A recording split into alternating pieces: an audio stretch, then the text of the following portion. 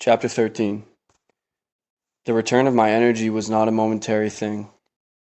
I was still feeling wonderful when I returned to Mr. Gurdjieff's apartment at 10 o'clock that evening, and after introducing me to a large group of his students as his real son, who had been at his real school, he immediately put me to work in the kitchen. Once again, he seemed very tired, and he left me in charge of the food while he went off to rest. For the second time that day, he was gone for 15 minutes, and when he reappeared, I was struck once more by his renewed strength and energy. He had a very lively and for me very amusing supper. We had a very lively and for me very amusing supper. We still communicated with one another in a kind of shorthand which was both amusing and irritating to the other guests. Irritating largely because, to his apparent delight, I found most of his conversation extremely funny and could not refrain from laughing, which only served to increase his amusement. The other guests were confounded largely because his remarks did not seem, on the surface, funny to them. There was one woman present who seemed especially irritated at our laughter because she spent most of the time asking his advice about various serious problems. As he listened to her questions, he would wink at me and, the first time, told me in Russian that if I listened carefully I would learn how funny the truth could be.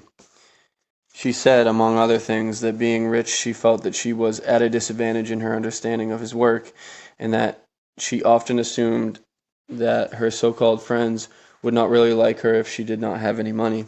Gurdjieff said that the solution to these problems were simple enough. 1. She could give her money to him, knowing that he would make good use of it. 2. She could then live among the poor and would quickly learn, since she would have no money, whether or not she had real friends.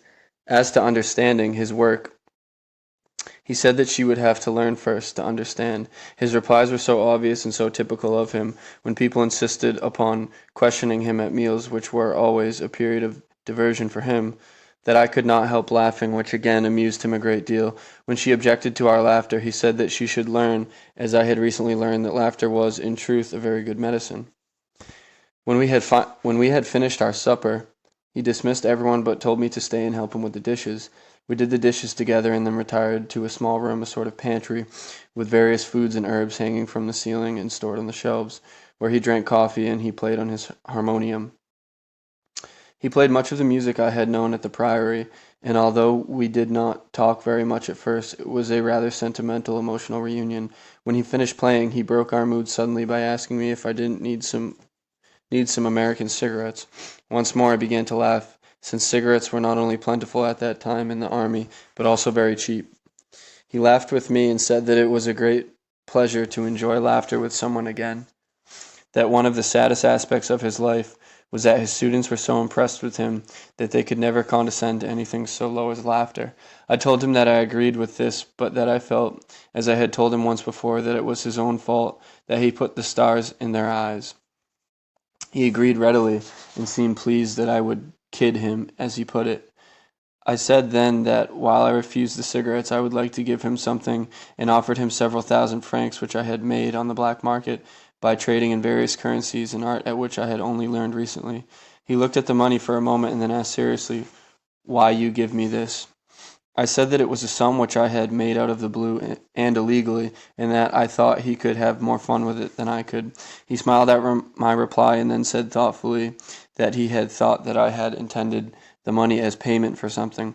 I said quickly that I thought that money could only pay for things, and that this money, because of its origin, the way I had acquired it, was really play money, and that while I had certainly needed the play, he did also.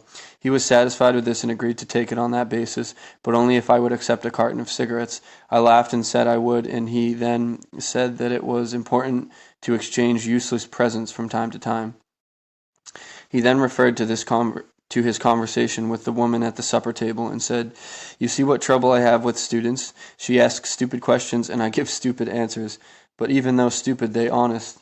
But same is true even when someone very rare ask genuine question. When I give true answer, her unconscious already knows answer is true, because unless already know answer, unconscious cannot ask question. But even so, she think I make joke, so will not listen. In teaching, it is necessary to remember that no one really asks questions. Impossible to ask question about something you not already know, already have good idea. So I only give answers which she already know. Answer to such question everybody already know. Is usual when person ask me question to already know two answers, one pleasant, one unpleasant. Not really ask question, only want confirmation. Want pleasant answer from other person than self, because I already know pleasant answer not right. But if other person like myself give pleasant answer, then can say to self that I tell this answer, and so not have to worry with conscience because is my fault. But for serious man, is not necessary find new answers, but new questions.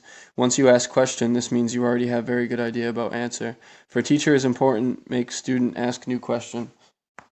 This reason why education in your country and in modern times is upside down. Teacher in school never make new student ask new question or try to discover new thing.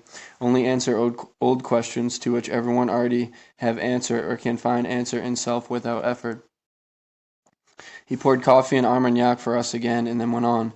This woman not take me seriously, and so will not discover anything. What I tell her is truth. If she could give up money and have to live like poor person, she would create possibility for two things. First, would find out what other people like, how they live, and also find out much about herself. That she's stupid, shit person, only have value of her money. Cannot be understanding between rich and poor, because rich and poor both only understand money. One understand life with money and despise people without money. Other understand life without money and hate people who have money.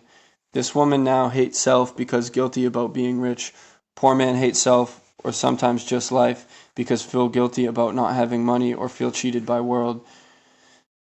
With such unreal false attitude, impossible understand any serious thing like my work. For instance, this woman tell that I most important influence in her life, but would be impossible for her to give me her money. So very simple, she not tell truth. I not important for her life, but only her money important. With poor man can be same thing, can believe in me and what I teach only if I first teach how to make money. This what poor man think, not so. If I teach him how to make money, then he will have only other problem. He will not be able to live without this money. But such people can learn important thing if can make effort in self to give up money, or, if poor, to give up desire for money. Impossible to do my work with all energy if also concerned with money. But all these things very difficult for your contemporaries. Not only cannot do, cannot even understand why this question of money important. Such people will never understand real teaching or real possibility of learning anything. He smiled at me reminiscently, and then went on. You remember Priory and how many times I have struggled with money. I not make money like others make money, and when I have too much money, I spend. But I never need money for self, and I not make or earn money. I ask for money, and people always give, and for this I give opportunity study my teaching. But even when they give money, still not almost always impossible for them to learn anything.